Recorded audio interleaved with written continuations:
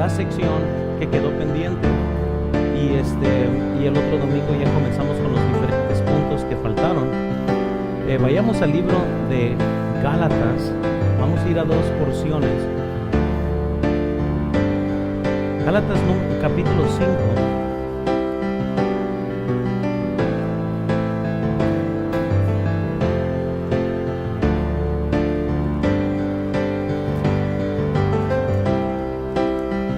Yo sé que muchos están como, ¿verdad?, ansiosos así ya para entrar a todo lo demás, pero ténganlo por seguro que es bien importante tener bien las bases bíblicas de por qué hacemos o no hacemos, o por qué creemos y no creemos. Algo que quizás ha afectado a muchos jóvenes es de que podemos errar en el lado de que nomás les decimos qué hacer y qué no hacer, y muchas veces nunca se trata esto desde el punto más cimental para poder explicar todo el resto de lo que nosotros hacemos. Y decidí que esta serie, pues ya quiero dejar bien en concreto esto. Yo sé que el material que se ha estado preparando, ya varias iglesias lo han pedido, así que estamos en proceso también ya de sacar esto como forma de escuela dominical. Es algo que continuamente, como voy a predicar a diferentes iglesias, me están pidiendo que trate temas como estos. Dije, no, ¿sabes qué? Pues ya va a ser mejor una serie ya poniendo bien en base todo este tipo de controversias. Pero quiero que veamos Gálatas 5, versículo 1. Estad pues firmes en la libertad con que Cristo nos hizo libres, y no estéis otra vez sujetos al yugo de esclavitud. Versículo ahora 13.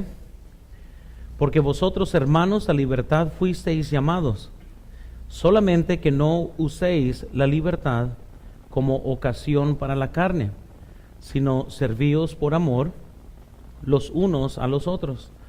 Vamos a orar y ahorita vamos a ir allá a Tito. Ahorita les voy a indicar cuándo. Vamos a orar. Señor, yo te pido por favor que bendigas esta escuela dominical, y te pedimos por nuestros jóvenes, te pedimos por nuestros hijos, por los niños de la iglesia, creciendo en una cultura tan pagana. Te pedimos que nos des sabiduría a nosotros para saber cómo conducirlos, cómo ayudarles a vivir en tu voluntad.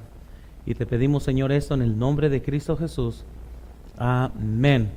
Hermanos, entonces estamos tratando con el tema de la libertad cristiana, y les vuelvo a reenfatizar las palabras que son legalismo, la gracia de Dios y libertad.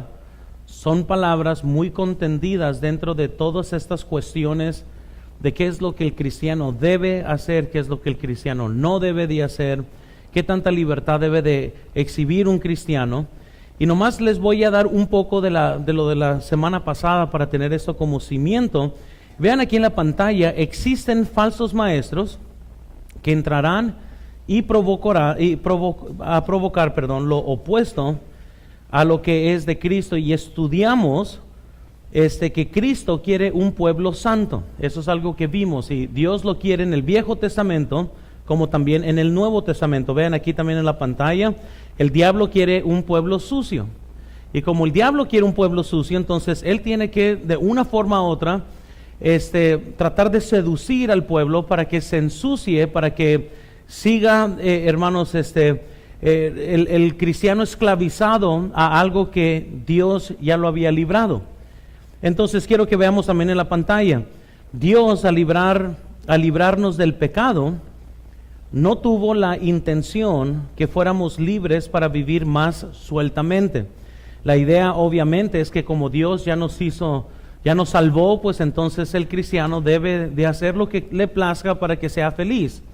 Dios no nos salvó para que nosotros seamos felices. Dios no nos salvó para que Él nos prospere. Dios nos salvó para que nosotros le podamos servir a Él, y sirviéndole a Él existen todas estas cosas. Pero primordialmente no es como que Dios me salvó para decir, yupi, qué bueno, ahora sí ya puedo hacer lo que yo quiera. No, de eso no se trata. La vida cristiana, Él nos pide que tomemos nuestra cruz. Vean aquí en la pantalla, la vida cristiana es un cambio radical en comparación a la vida del mundo. Totalmente debemos de ser diferentes en la forma que pensamos, en la forma que dirigimos nuestras vidas, en la forma que establecemos valores para nosotros mismos. Debemos de ser radicalmente diferentes. Es que de nada sirve que digamos que creemos en Dios si vivimos como si no creemos en Dios. Y de nada sirve que nosotros digamos que somos cristianos, pero si nosotros no estamos viviendo como la Biblia dice que debemos de vivir. Y es increíble cuántos cristianos van a las iglesias que son paganos en toda su forma de pensar. Sus valores están centrados en el mundo, sus metas están todas basadas en el mundo. Nadie tiene un pensar ligero sobre lo rápido que se va nuestras vidas en esta tierra. Si bien nos va, son 70 años. Y todo lo que hacemos en esos 75 años va a afectar para bien o para mal en toda la eternidad.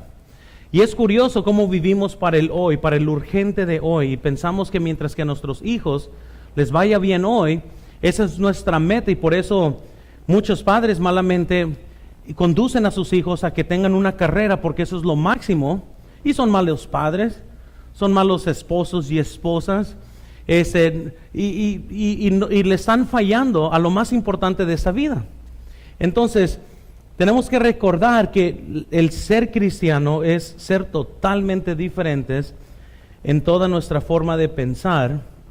Quiero que vean también aquí en la pantalla, y vimos que la palabra bautista también ha tenido un cambio conforme a dónde ha crecido la gente y qué es lo que ellos piensan sobre la palabra bautista. También vimos, y vean aquí en la pantalla, existe la tendencia de no predicar fuerte en contra del pecado para no ofender. Y saben lo triste de esto, es que hay gente que sinceramente está totalmente tan sujeta al temor de perder gente, que sí se hace de gente, pero se hace de gente que no quiere nada con Dios. Es que al final de cuentas, si yo predicando la verdad bíblica, gente se va, no están rechazando mi mensaje. Porque mi trabajo no es fabricar mensajes, mi trabajo es predicar el mensaje de la Biblia. Entonces, si alguien se ofende o no se están ofendiendo algo que yo escribí, se están ofendiendo algo que Dios dejó. Entonces, pero por lucro o por ganancias deshonestas, hay predicadores que prefieren no vagar en las escrituras. No vaya a ser que alguien se ofenda o lo toma por ofensa y se vayan de la iglesia. Y por eso tenemos iglesias de la cultura, no iglesias que están cambiando la cultura. Y nosotros tenemos que seguir luchando por ser un pueblo santo, adquirido por Dios, dice la Biblia.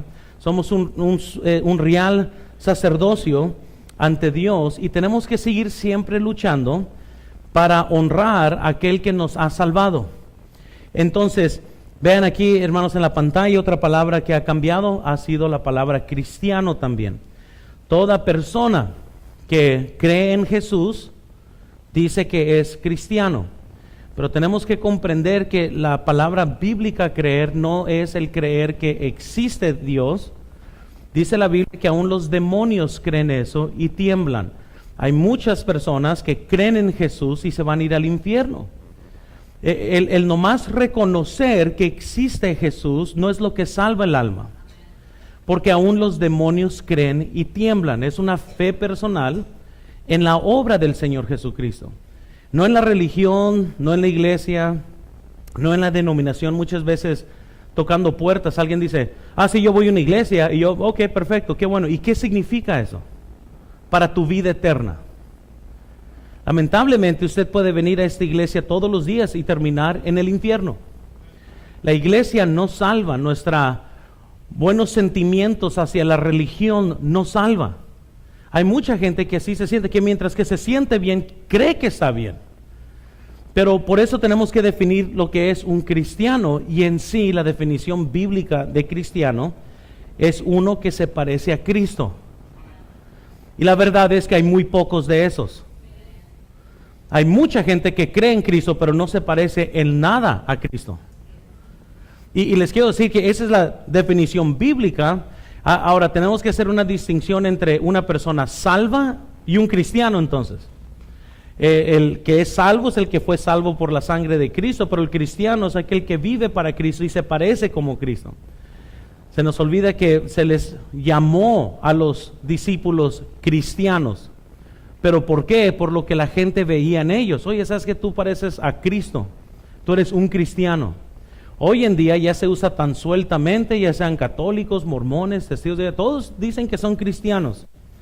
Pero bien, como estamos en estas luchas, algo que tenemos que tratar entonces, y vean aquí en la foto, y eso es por qué estamos haciendo todo esto, y son los millennials, los jóvenes, y van a ser parte de los niños que están ahorita en la escuela de niños, que es una cultura como resultado de los errores de los que no son millennials.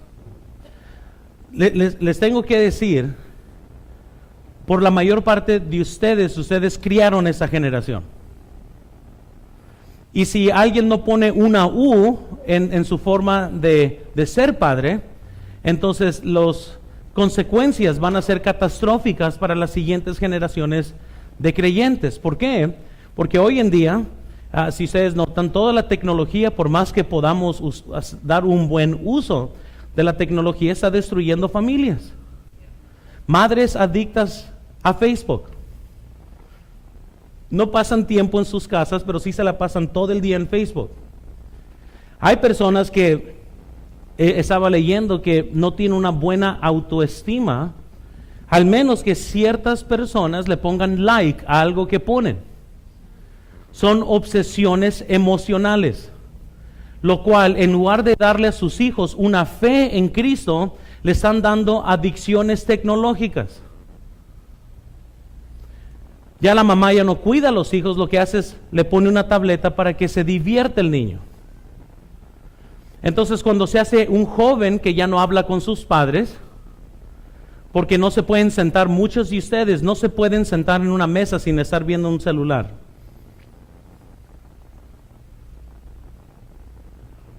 Si no tienes el celular en la mesa, ya te pones todo nervioso. Eso está causando mucho daño. Al punto que entonces los jóvenes, los millennials, se ha hecho la generación más floja. Se ha hecho la generación que no trabaja.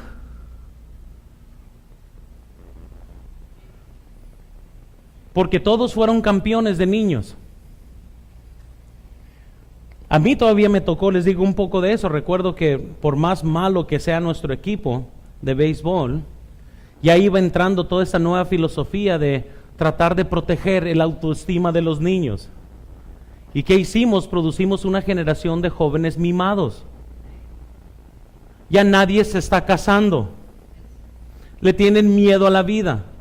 Tenemos jóvenes en nuestra iglesia que tienen 27 años y siguen jugando videojuegos. Y los adultos se pueden quejar, pero ustedes permitieron eso. Y lo que estoy diciendo, hermanos, es de que esa generación de millennials va a causar más problemas si es que muchos de ellos no maduran. O sea, muchos de los jóvenes de hoy que todavía están jugando videojuegos y todavía están en este mundo y tienen miedo a la responsabilidad,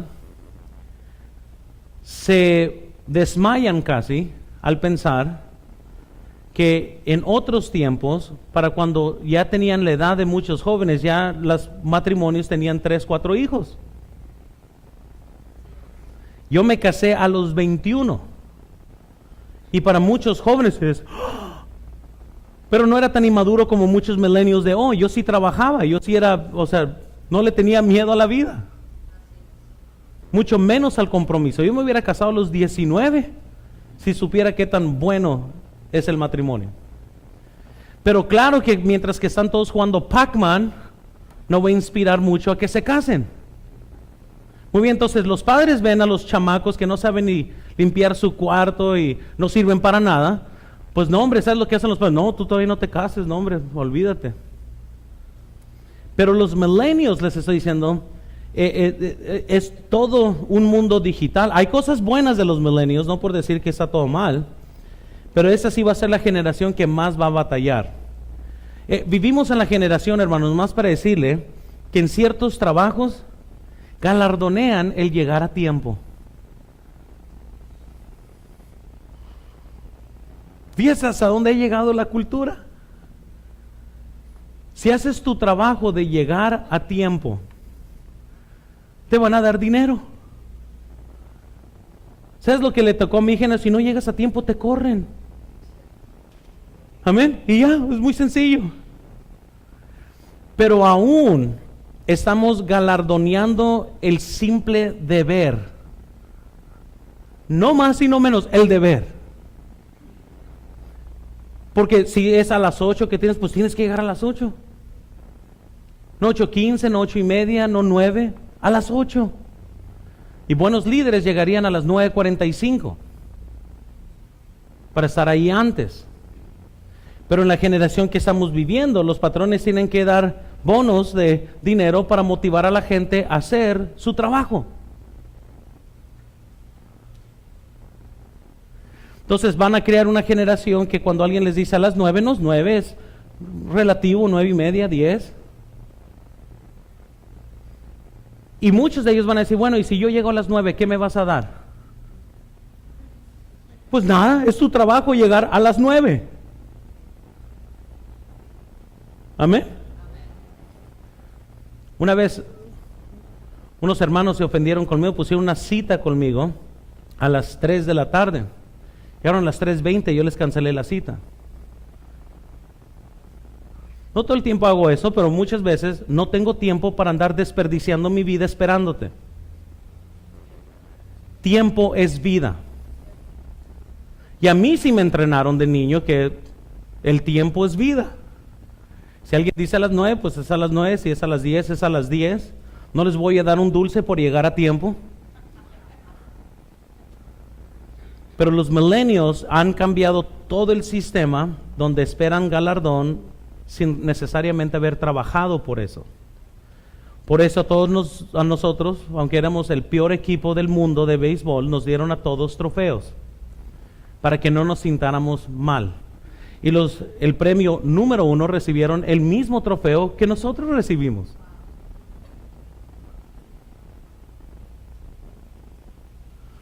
Y ese es los soldados que estamos entrenando para que enfrenten sus vidas, porque eso es una fantasía. No es así. Entonces, ¿qué es lo que esto nos lleva para que podamos comprender? Vean aquí en la pantalla, entonces, tenemos los desafíos de cambio de cultura. Y deja nomás, les doy estas cifras rápidamente que vimos la semana pasada. Vemos que el 22% de los americanos creen que la Biblia es la palabra de Dios y que se debe de tomar literalmente. Si en los Estados Unidos es 22%, yo le tiraría aquí en México un 12%. Porque estamos hablando que aquí en México el 80-85% de la nación es católica, y de los 80% de los católicos abren sus Biblias una vez al año, si acaso, si es que tienen una Biblia. Entonces, si los Estados Unidos, siendo una nación cristiana, por decirlo así, que fue fundada sobre los morales cristianos, muchos no saben eso, pero cuando se estaba escribiendo la Constitución de los Estados Unidos, tenían la Biblia abierta para saber qué leyes poner, qué libertades dar a los cristianos con la Biblia abierta. Aquí en México tenían oro en la mano y vamos a ver qué es lo que, ¿verdad? Vamos a ver qué beneficia más al dinero, y por eso hay tantos problemas fiscales. Pero les quiero decir, esto es en los Estados Unidos. Vean la siguiente cifra, 28% dice que sí es la palabra de Dios, pero que tiene muchas interpretaciones. Quizás esa es la más famosa de nuestra cultura, es lo que cada vez que tocamos puertas gente dice eso. Pues cada quien lee la Biblia conforme a su punto de vista o la tuerce a su conveniencia.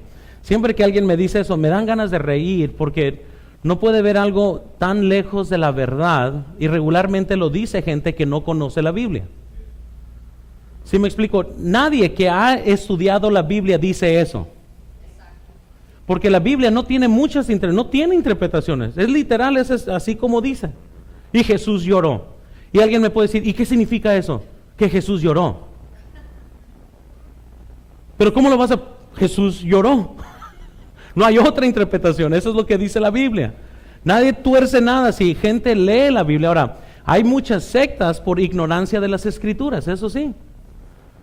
¿Por qué creen que muchos adoran a María? ¿Por qué no conocen las Escrituras? Yo pienso que la mayor parte son gente sincera que simplemente nunca ha conocido las Escrituras, y por no conocer las Escrituras es muy fácil llegar a errores doctrinales por no conocer las Escrituras. Pero bueno, sigamos, 28% dicen que la Biblia es inspirada por Dios, pero no se puede tomar literalmente. Eso es lo que la cultura nos está diciendo en donde estamos. 18%, vean, dicen que la Biblia es un libro de leyendas, historia de morales escritas por los hombres, que me han dicho esto a mí, y yo, morales escritas por los hombres. Si el hombre hubiera escrito la Biblia, los morales estuvieran mucho más bajos. Que una de las evidencias de la palabra de Dios es que contradice al hombre entero. La gente dice, no, es que léelo porque, no lo leas porque gente a su conveniencia. Y yo, pues, ¿qué nos conviene de la Biblia? ¿Sabes lo que yo quiero hacer? Es pegarle al que me cae mal. Oh, la Biblia me detiene. Perdonar al que me ofendió, no, eso no me conviene. No robar, no adulterar, no codiciar. Estamos hablando que esos son el centro del ser humano.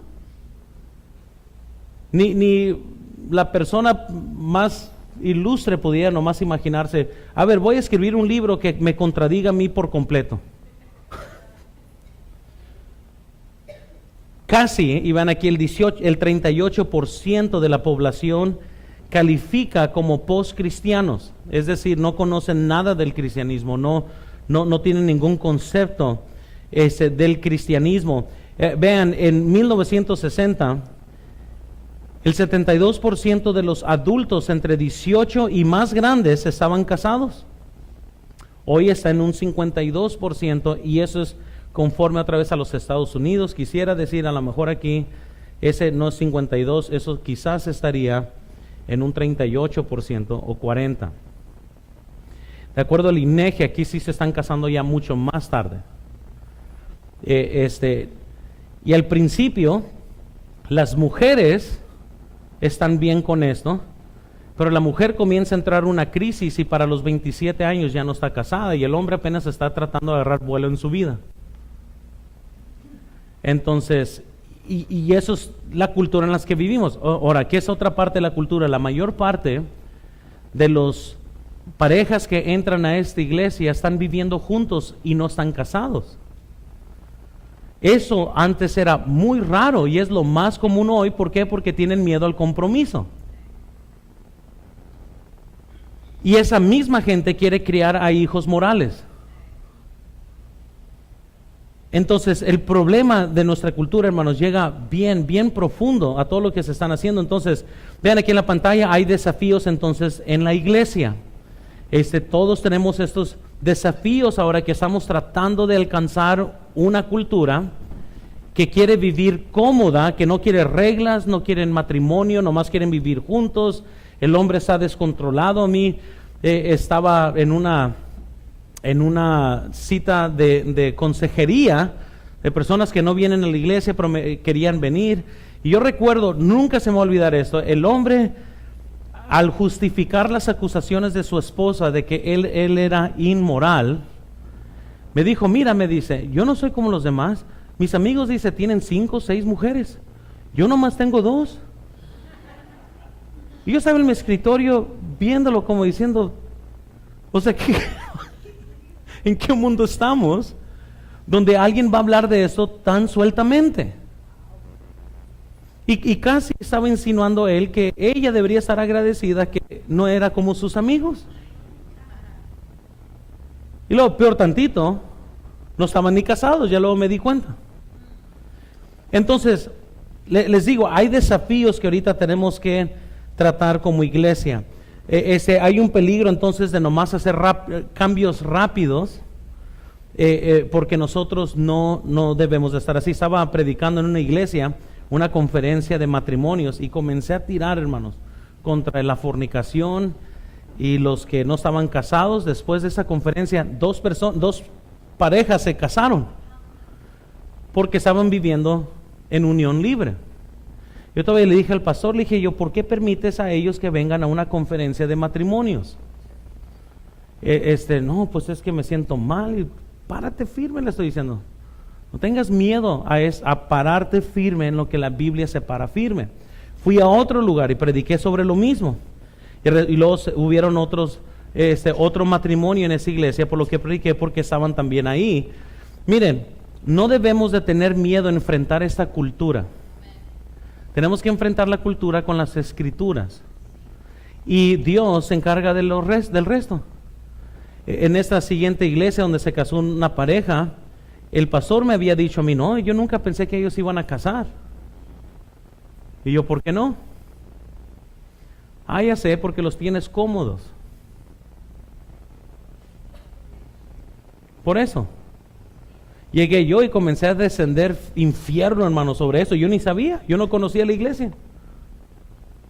Y se casaron. Ahora, noten entonces la iglesia de los millennials que estamos tratando aquí. Rápidamente, ellos, vean aquí en la pantalla, ellos dicen que no quieren predicación fuerte.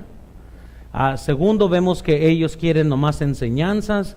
Tercero, no quieren que se les demande mucho. Quieren moverse lejos de todo tradicionalismo, quieren dejar todo tiene que ser nuevo. Siguiente, el desafío de los milenios, veamos siguiente. Ellos representan la siguiente generación y también, vean siguiente, representan el porcentaje del grupo más grande fuera de la iglesia. Algo que yo he querido siempre luchar, es de que nuestra iglesia esté con gente con cabello blanco y que exista un montón de jóvenes. Los jóvenes necesitan a los ancianos. Miren, mis consejeros de mi vida son mucho más mayores que yo. Yo no quiero a alguien de mi edad que me aconseje. Yo quiero tener a alguien que tiene un matrimonio de 45 años y que me enseñe a mí. No mi amigo favorito, que también él está a punto de perder su familia. Y algo que deberían hacer muchos de los matrimonios jóvenes es sentarse con alguien que tiene 30 años casados y pídanle a ellos consejería. Porque eso dice mucho. Pero no podemos tener una iglesia de puro anciano, porque entonces esa es una generación ya de distinguirse. Entonces necesitamos jóvenes, necesitamos ancianos, pero necesitamos jóvenes que aprendan de los hermanos mayores de edad. Tremenda sabiduría. Hoy en día, si ustedes se ponen a pensar, si varias cosas fallarían en nuestra cultura, habrían jóvenes que no supieran qué hacer. De estos teléfonos de antes que se le da la vuelta y se movía con todas las frecuencias. Y le dijeron, haz una llamada. Y ellos no sabían qué hacer. ¿Cómo se hace una? Empujaban los botones, no sabían. Ahora, uno sabe que es viejo cuando sus hijos sacan un como VHS, de esa y me preguntan uno de mis hijos, ¿qué es esto? Y yo, ahora sí, ya estoy viejo, ¿verdad? Ya, del tiempo de los dinosaurios. Pero bueno, sigamos. Muchas iglesias, por no perder a esta generación, quieren reinventar la iglesia. Iglesias son más oscuras, menos luz, el pastor se viste más informal. Siguiente, no quieren usar palabra iglesia o denominación. Aún aquí en Hermosillo varias iglesias que son fraternales y nomás amistades, todo social, ¿verdad? No quieren usar la palabra iglesia. La palabra iglesia está en la Biblia, por eso nosotros lo usamos. Se rebajan las normas, ¿verdad? Al punto que nadie tiene que cambiar nada de su vida. Siguiente. Todo esto, vean, todo esto ha traído las guerras entre las iglesias conservadoras y las iglesias progresivas. Entonces, una palabra que se usa sueltamente entonces en esta guerra es la palabra libertad. Siguiente, somos libres y no queremos estar en la esclavitud del legalista, van a decir ellos. ¿Sí me explico? Entonces, pero hay palabras claves que gobiernan nuestra libertad, y aquí es donde ya vamos a comenzar con las notas. Y quiero que noten esto. Hay palabras que gobiernan. Y bueno, ahí tienen: libertad sin disciplina te llevará a abusos de esa libertad. ¿Estamos de acuerdo? O sea, vivimos en una nación libre, pero yo no soy libre de matar a mi vecino. Y si yo lo mato y viene la policía, yo no les puedo decir, hey, esta es una nación libre. No. O sea, si no hay disciplina de la libertad, eso nos lleva entonces a irresponsabilidad. Dale a un joven una licencia de carro y no está disciplinado, va a abusar de esa libertad y va a causar mucho daño. Siguiente en sus notas: libertad sin disciplina, ya se les dije, concebirá irresponsabilidad. Entonces, ¿qué son palabras claves para nosotros los cristianos? Vean aquí en la pantalla, hermanos: sal y luz. Amén. Nosotros como cristianos somos libres, pero no libres de dejar de ser sal y ¿qué? Y luz, ¿verdad? Mateo capítulo 5. Hermanos, podemos hacer todo lo que queramos, menos perder la luz que Dios nos ha dado. Podemos hacer todo lo que queramos, somos libres, tan solo que la sal no pierda su sabor. Entonces tenemos que comprender que la libertad que tengamos es sin poder destruir estas dos cosas que Dios quiere que seamos en esta tierra. Ahora vean aquí en Tito, por favor, ahí están sus notas. Tito 2:7 dice la Biblia: presentándote tú en todo como ejemplo de buenas obras, en la enseñanza mostrando integridad, seriedad, palabra sana e irreprochable, de modo que el adversario se avergüence. Y no tengo nada malo que decir de vosotros. Exhorta a los siervos a que se sujeten a sus amos, que agraden en todo, que no sean como. Y ya el Espíritu Santo trabajó en muchos de ustedes, amén. Versículo 10: no defraudando, sino mostrándose fieles en todo, para que en todo, ¿qué dice? Adornen la doctrina de Dios, nuestro Salvador. Porque la gracia de Dios se ha manifestado para salvación a todos los que creen, enseñándonos que renunciando a la impiedad y a los deseos mundanos, vivamos en este siglo sobria, justa y piadosamente, aguardando la esperanza bienaventurada y la manifestación gloriosa de nuestro gran Dios y Salvador, Jesucristo, quien se dio a sí mismo por nosotros para redimirnos de toda iniquidad y purificar para sí un pueblo propio, celoso ¿de qué? De buenas obras. Esto habla y exhorta y reprende con toda autoridad. Nadie te menosprecie. Entonces, ¿cuáles son estas palabras claves? Y noten de lo que acabamos de leer. Primero quiero que vean aquí en la pantalla: presentándote tú en todo como ejemplo. Entonces, como cristianos debemos de presentarme, poner el patrón de buenas obras. Amén. Y quiero que veamos, esas son palabras claves de lo que tenemos que hacer, porque sí, somos libres, pero me tengo que presentar en todo como ejemplo. ¿Sí captaron eso? En todo. En tu honestidad, en tus trabajos, en tus negocios, cómo manejas el dinero, cómo si pides prestado, todas estas cosas, en todo tienes que presentarte como buen ejemplo.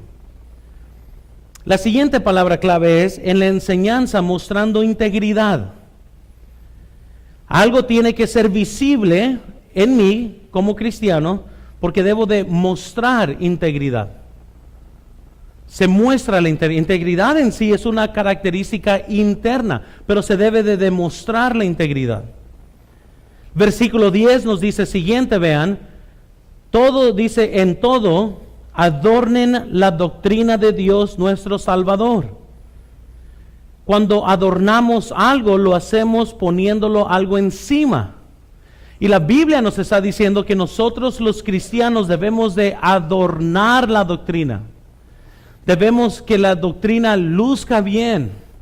El adornamiento, hermanos, se pone por fuera. Es visible. Una cosa, hermanos, y ven aquí, no sé si está en la pantalla, pero una cosa es creer la doctrina, Otra cosa es adornar la doctrina. Hermanos, a nadie le importa lo que usted cree de Dios si vive como diablo. Amén. A nadie le importa. Tenemos que nosotros adornar la doctrina. Tiene que verse, tiene que poner apetito a los demás que no conocen de Cristo y que vean su porte, la forma que usted habla, que camina, que vive, y que eso diga, mira, qué tremendo, mire cómo está ese cristiano, mira cómo está parado ese cristiano. Versículo 10 también dice, sino mostrándose fieles en todo. Debo de hacer visible mi fidelidad. Es un tener, hermanos, fidelidad, o sea, esto es vivirla de una forma que es obvia ante todos los demás. Es que muchos se pudren en teología y nunca hacen nada para Dios. Amén.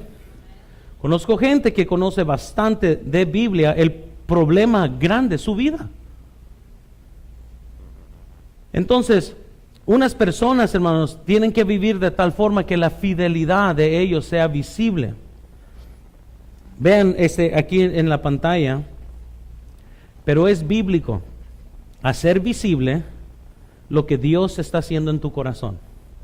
Entonces, cuando vivimos, practicamos la separación del mundo, y por más que gente quiera decir, no, si ustedes son conservadores, son legalistas, espérenme. La Biblia, vez tras vez tras vez, nos pide que lo que nosotros creemos de corazón sea visible en la forma que nosotros andamos en el mundo. Sería totalmente incongruente que alguien le dijera a alguien, ¿tú crees en que debes de perdonar? Sí, creo que debemos de perdonar, pero si no perdonas, de nada sirve tu creencia. Por eso les estoy diciendo, la Biblia nos empuja entonces a que nuestra doctrina sea visible, que nuestra doctrina sea obvia. Entonces, vean siguiente aquí en la pantalla. Muchos cometen el error de pensar que la gracia enseña salvación y que el viejo debería decir, y que la ley, y que la ley enseña separación. Y eso es incorrecto, ya lo vimos. La gracia de Dios nos enseña cómo vivir piadosamente en este mundo. Cómo nosotros andamos, no nomás es determinado por lo que la ley dice, sino que a lo contrario, la gracia de Dios también nos enseña a hacer este tipo de cosas. Ahora vean aquí en la pantalla, la doctrina, yo la creo en mi corazón, pero mis estándares adornan mis creencias, o la forma que yo vivo es lo que adorna mi creencia. Entonces, si yo creo que mi vida debe de ser santa, la tengo que adornar con un estilo de vida separado del mundo. Y yo debo de adornar la doctrina, debo de hacerla visible, lo que yo creo. Vean rápido aquí en la pantalla. Primero vean, Dios no quiere que tenga justicia sin estándares. Hay muchos que van a argumentar, pero Dios ve el corazón. Y siempre que gente dice eso, sí, cierto, ¿y qué tiene? Dios ve el corazón. ¿Pero eso qué quiere decir? ¿Que no importa entonces cómo viva? Pero gente lo dice como para excusarse de que no tiene que tener nada de reglas en su vida porque Dios ve el corazón. A lo mismo que nosotros tenemos que contestar, ¿y qué importa que Dios vea el corazón? La Biblia está llena, hermanos, llena de mandamientos de cómo debe de ser nuestra vida ante este mundo pagano. Andad sabiamente para con los de afuera, redimiendo el tiempo. La Biblia siempre nos empuja. Siguiente, entonces, Dios quiere que tenga justicia sin estándares, que no tenga justicia sin estándares, pero noten, Dios no quiere que tenga estándares sin justicia. Y quiero que comprendamos esto. ¿Qué quiere decir esto? Quiere decir que no importa qué tan sacro te veas, si no caminas con Dios, de nada sirve. Amén. Porque la verdad es igual de que hay muchos que, tienen reglas sobre reglas sobre reglas sobre reglas, hasta con qué se visten para dormir, y tienen de todo, hermanos, reglas. pero no caminan con Dios, no leen la Biblia, no están en la voluntad de Dios, no oran, no sirven a Dios. Y de nada sirve entonces tener un montón de reglas sin justicia. Pero lo que yo estoy diciendo es que tampoco Dios no quiere que nomás tengas justicia y una vida mundana. Entonces, las dos cosas. Así que sigamos y vean siguiente en sus notas. Lo que soy en mi corazón debe de ser visible. Debe de ser visible. Siguiente en sus notas. La misma gracia que me dio el poder para responder a la salvación, en salvación, es la misma que me enseña a vivir en piedad. Para todos los que podrían decir, no, Dios ve mi corazón y eso es lo que importa. Santiago 1:27 dice, la religión pura y sin mácula delante de Dios, el Padre es esta: visitar a los huérfanos y a las viudas en sus tribulaciones, y guárdese, ¿qué dice? Del mundo. Entonces, ¿somos libres en Cristo? Claro que sí somos libres. ¿Soy libres para ensuciarme en el mundo? No soy libre para eso. Yo debo de guardarme sin mancha de este mundo. Entonces debemos de ser responsables a lo que dice la Biblia. Vean aquí en la pantalla. No podemos ser cristianos dálmatas y adornar bien la doctrina. ¿Sí? ¿Cuáles son los perros dálmatas, verdad? Son blancos, pero lo único que ves son los puntos negros. Y hay muchos cristianos dálmatas que en lugar de vivir ante el mundo están llenos de manchas. Y dice la Biblia que debemos de vivir sin mancha. Y no podemos adornar bien la doctrina. No podemos adornar bien nuestras vidas si tengo la mancha de amargura, la mancha de robo, la mancha de infidelidad. Y les quiero decir, hay muchas manchas con las cuales el cristiano se mancha hoy en día. Y la Biblia por eso nos dice, ¿sabes que la religión pura y sin mácula delante de Dios es esta? Así que si la religión tuya no cabe en esto, pues tienes una religión vana. Entonces, no podemos ser de ese tipo de cristianos dálmatas. Ahora, mientras que somos libres, no debemos dejar de ser luz y no debemos de dejar de ser sal.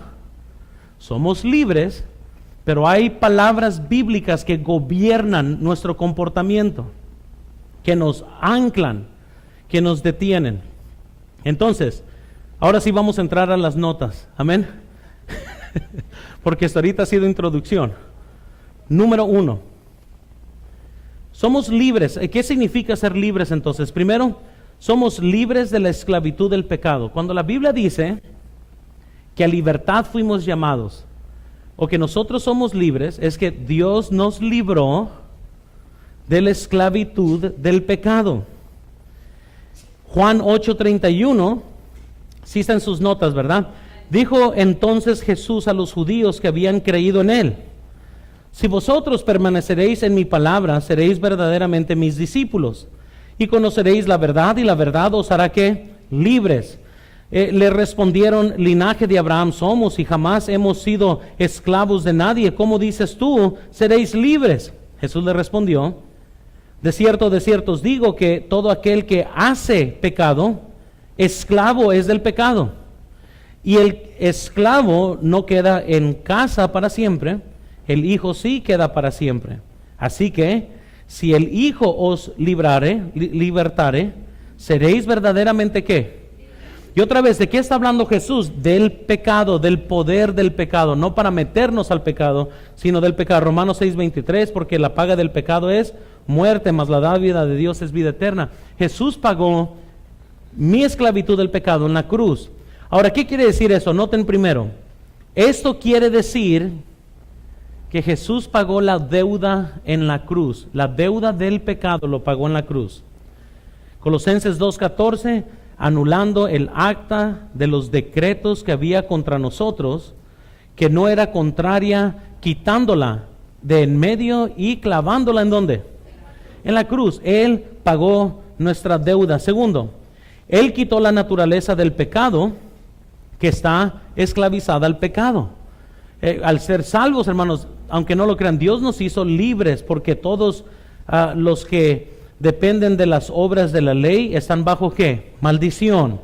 Pues escrito está: maldito todo aquel que no permanece en todas las cosas escritas en el libro de la ley para hacerlas. Versículo 13. Cristo nos redimió de la maldición de la ley, hecho por nosotros maldición, porque está escrito: maldito todo aquel que colgado de un madero, en un madero. Entonces, la naturaleza fue esclavizada, fue clavada con Cristo, hermanos. Tercero, que se nos acaba el tiempo.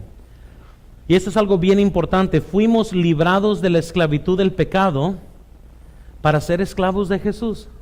Yo sé que eso es una maravilla para muchos, pero Dios nos quitó el yugo del pecado y nos dio el yugo de ser cristianos.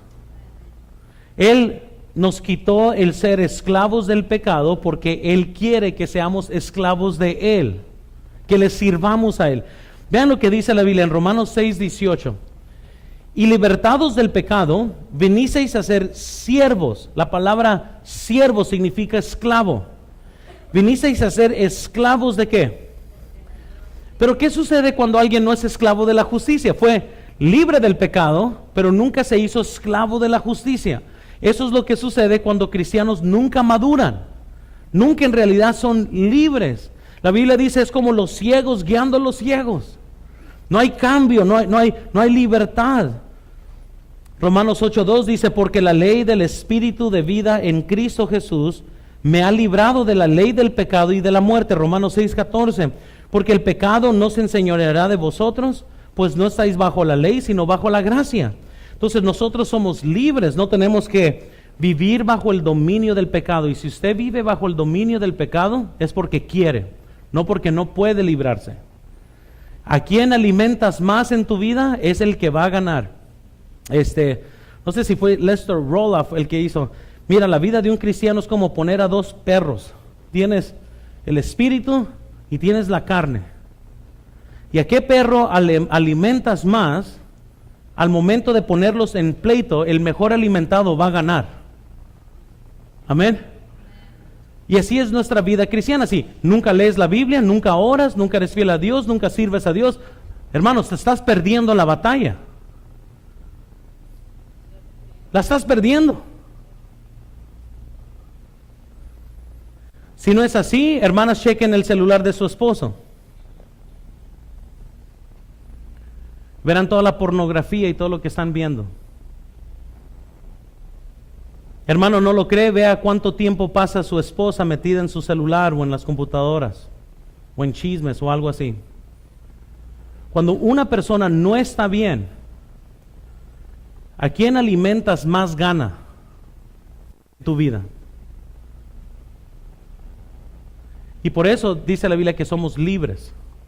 Libres para servir a Dios, no libres para meternos más al mundo. Número 2. Y gracias a Dios sí vamos a terminar estas notas. Todavía falta 3, 4 y 5, que lo vamos a ver el otro domingo. Pero también, por obvio, cuando la Biblia dice que somos libres de la ley ceremonial. Ustedes luego pueden ir a Colosenses. Pero hermanos, somos libres. Libres del pecado, esclavos de Jesús. Amén. Y eso es lo que Dios quiere, que nosotros estemos sujetos a Él. Ahora, uno pensaría que ya tratamos con toda la libertad, pero todavía no hemos tratado con toda la libertad. Porque vamos a comenzar a ver ejemplos de lo que uno, es que tú no me puedes juzgar a mí, dicen unos. Y vamos a ver eso, a ver si es cierto. Y tenemos que tratar cada punto, hermanos, bíblicamente. Tenemos que abrir las Escrituras y ver qué dice las Escrituras. Pero ¿sabe por qué mucha gente nomás no entiende? Esas cosas son básicas de la palabra de Dios. Nada de lo que yo les he enseñado hoy ha sido sobrenatural, ni ha sido sumamente profunda, ni ha sido algo revelatoria. Todo ha sido muy común y muy normal. Abran sus Biblias y vayan a Juan 7, y con esto vamos a terminar.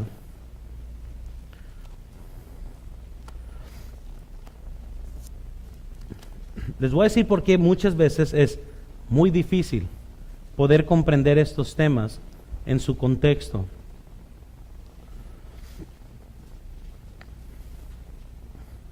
Ahí están. Versículo 17. El que quiere hacer ¿qué? Conocerá si la doctrina es de o si yo hablo por mi propia cuenta. ¿Saben por qué hay personas que simplemente no entienden cosas de las Escrituras? Es porque no hacen la voluntad de Dios. Parte de la necesidad nuestra como cristianos para comprender la Biblia es nuestra obediencia.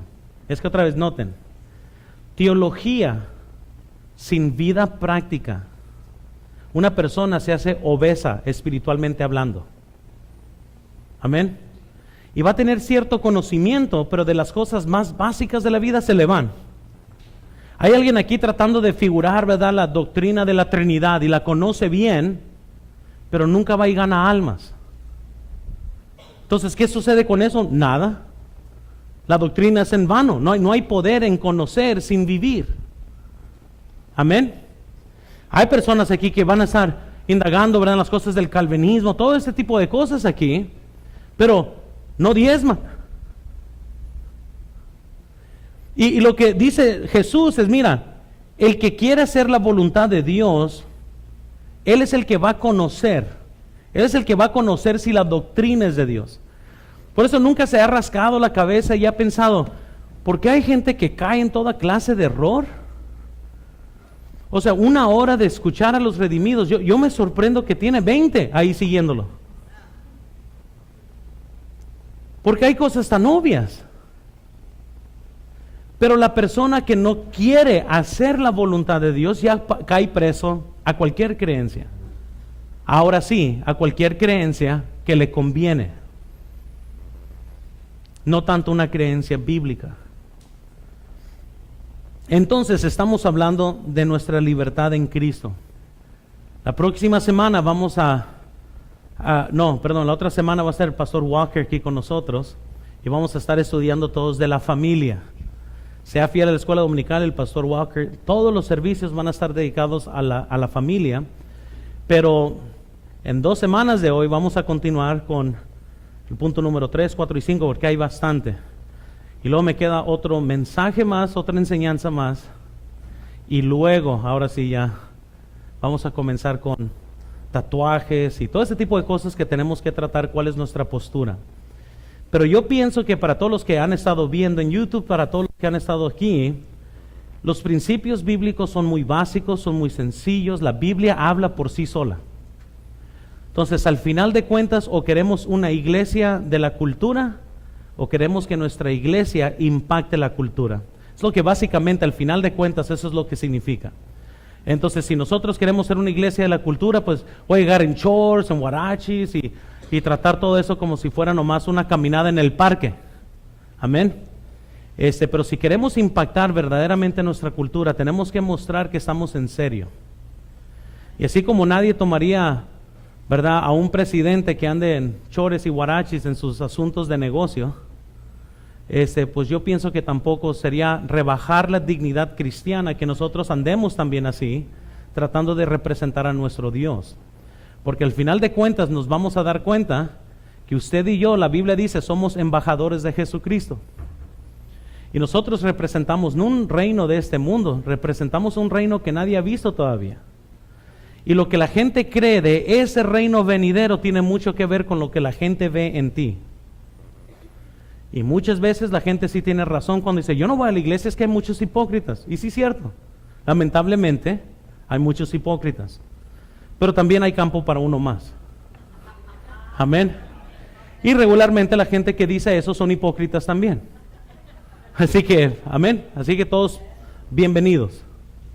Pero lo que estamos tratando de hacer es cambiar y hacer una diferencia para el Señor Jesucristo. Y además estamos en esta guerra juntos.